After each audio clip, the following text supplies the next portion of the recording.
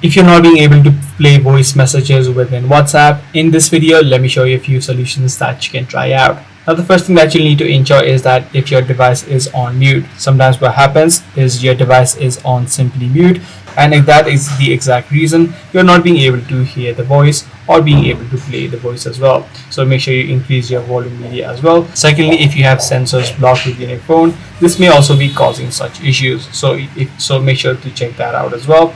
Now, if this is not the case for you and you've tried both of these solutions, the other thing that you can also try out is try to force close and then clear out the cache of WhatsApp. So make sure you first of all remove the WhatsApp from the recent app list, tap and hold the app and head over to the eye icon.